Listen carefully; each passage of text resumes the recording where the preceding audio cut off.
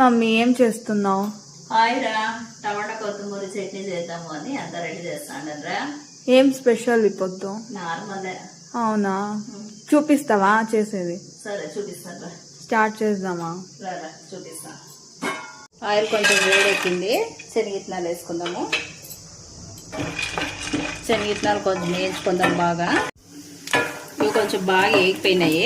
ఇప్పుడు ఉద్దిపేడలు శనగపేడలు వేసుకుందాము. ఇప్పుడు కొంచెం జీలకర్ర, ఇప్పుడు ధనియాలు, ఇప్పుడు కొంచెం నూగులు వేసుకుందాము. నూగులు లాస్ట్లో వేసుకోవాలా, లేదంటే మాడిపోతాయి. నూగులు ఎముడికి వేసుకోండి, టేస్ట్గా ఫ్లేవర్ బాగుంటుంది. అది తీసి పక్కన పెట్టుకునేసి ఇప్పుడు పచ్చిమిరకాయలు వేయించుకుందాము. పచ్చిమిరకాయలు వేగిపోయింటాయి, ఇట్లా వేగల్లా. ఇప్పుడు టమాటాలు వేద్దాము. టమాటాలు సాఫ్ట్గా అయ్యేంత వరకు నూనెలో వేయించుకుందాము. మూత పెట్టి వేయించుకుంటే బాగా మగ్గిపోతాయి.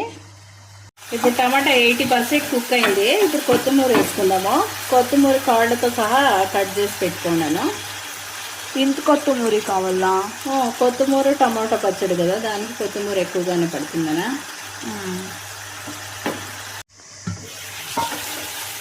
కొత్తిమూర అనేది బాగా కుక్ అయిపోయింది. ఆయిల్లోనే బాగా మగ్గిపోతే టేస్ట్ అనేది బాగుంటుంది. కొంచెం చింతపండు, 4-5 వెల్లుల్లి రెబ్బలు వేసిందాను. ఇదైతే బాగా వేగిపోయింది. ఇప్పుడు స్టవ్ ఆఫ్ చేసి చల్లారిద్దాం దీన్ని. ఇవన్నీ చల్లగా అయిపోయింది.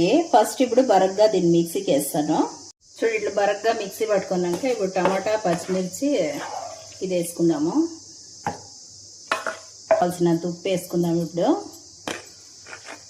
ఈ చట్నీకి పెద్దగా వాటర్ అనేది పెద్దగా పట్టదు, దీంట్లోనే సరిపోతుంది. కావాలంటే కొంచెం వేసుకోవాలా.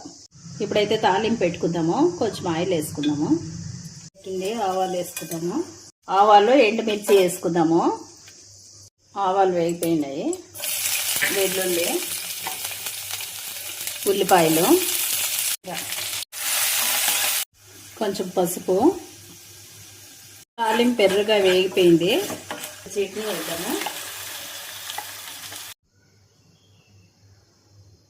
టమాటా కొత్తిమూర రోటి పచ్చడి అనేది రెడీ అయిపోయింది. వేడి వేడి అన్నంలోకి నెయ్యి వేసుకొని తింటే చాలా అంటే చాలా బాగుంటుంది. మీరు ఒకసారి ట్రై చేసి చూడండి. నా ఛానల్ సబ్స్క్రైబ్ చేసుకోండి. Thank you for watching. Bye.